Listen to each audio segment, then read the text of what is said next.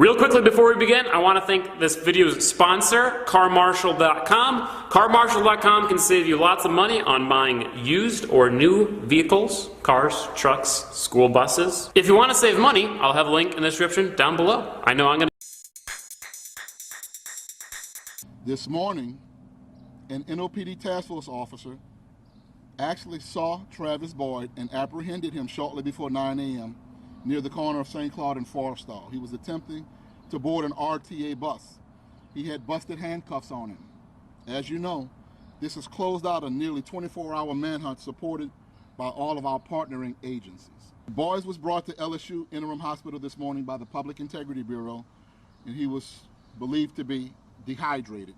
When he is released, he's going to be transported to Central Lockup, where he will be charged with the murder of Police Officer Darrell Holloway, it's first-degree murder of a police officer, aggravated escape, and illegal possession of a firearm, in addition to the aggravated assault which he was originally arrested for.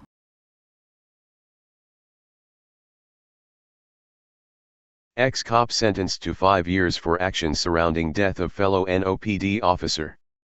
Former New Orleans police officer Wardell Johnson. Olander Holloway paused to wipe away tears as she sat facing the disgraced ex-cop whose botched response to a domestic violence incident may have contributed to the death of her son, New Orleans police officer Darrell Holloway.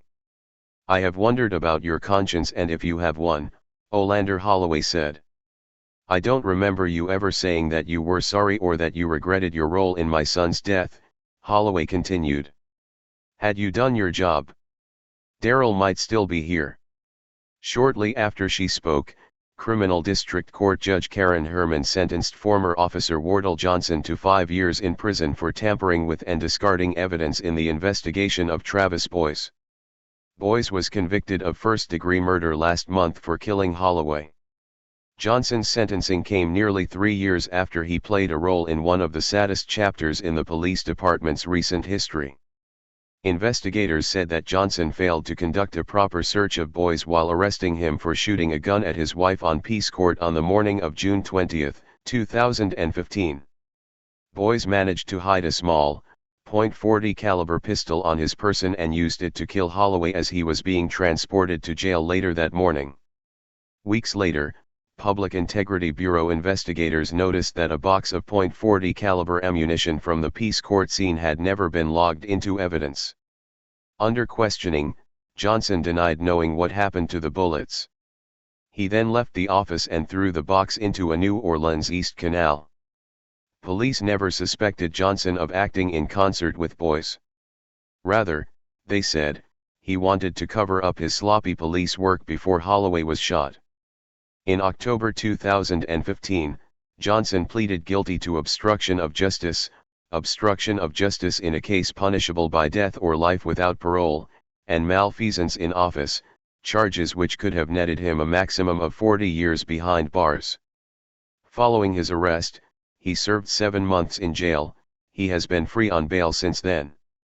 His sentencing was delayed so that he could testify at Boyd's trial, where he told jurors that he was devastated by his friend and fellow officer's death. Herman, who also presided over Boyd's trial, delivered her sentence following a passionate condemnation of Johnson's actions as both atrocious and inexcusable. "I would not have been able to believe that an officer with 13 years of service could do such a shabby job," Herman said, referencing both Johnson's honorable discharge from the Marines as well as his tenure as an NOPD officer. Herman said she reached her decision following an extensive review of both pre-sentencing reports and body camera footage of Johnson's actions, but that reaching a number was extremely difficult. She noted that Johnson's Public Integrity Bureau record showed that 11 complaints had been logged against the officer. At least 2 involved poor handling of evidence in domestic violence-related incidents, at least one of which involved a weapon. "Your arrogance in regards to what you choose to do is inexcusable," Herman said. "There was no rehabilitation, you refused to accept responsibility. That's unacceptable." When he testified at Boyd's trial, Johnson seemed to downplay the seriousness of the scene he found at Peace Court. He acknowledged under questioning that he thought it was a mere domestic quarrel. He also admitted that he was skeptical of Ava's boy's story that her husband had shot at her.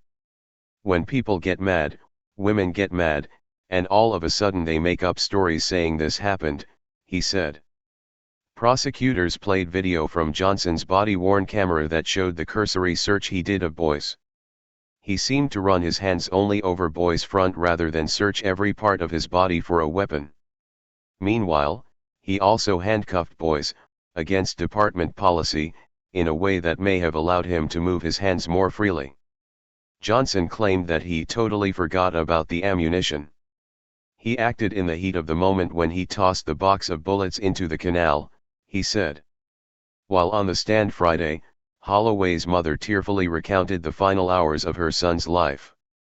Every Saturday I relive that horrible Saturday about 10 a.m., when I was called and told that Daryl had been in an accident, and to come to University Hospital, she said.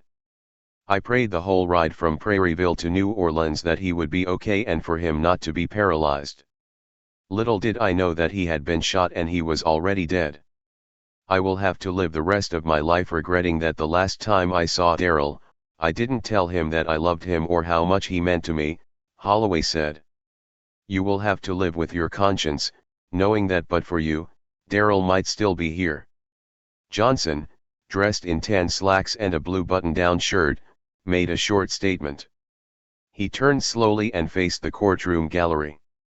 I just want to tell Daryl's family that I am sorry for what happened that day, Johnson said.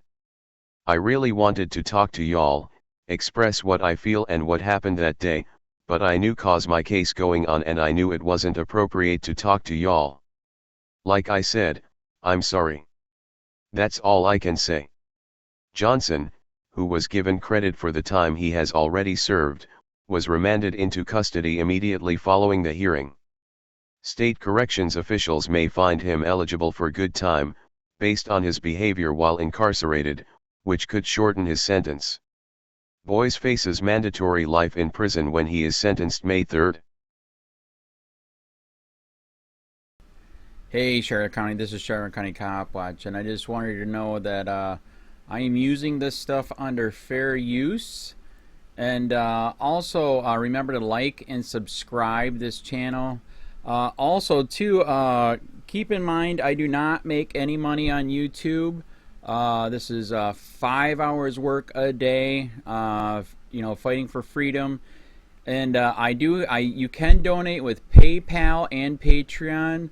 I just want you to think about this. If everybody gives to PayPal and Patreon, Patreon is every month. Actually, PayPal you can do every month. I have 12,000 subscribers. If everybody gives, I can quit my regular job and go full-time investigations on Charlotte County and possibly even more and beyond. So just keep that in mind. If everybody helps out, I can go full-time doing this. Thanks.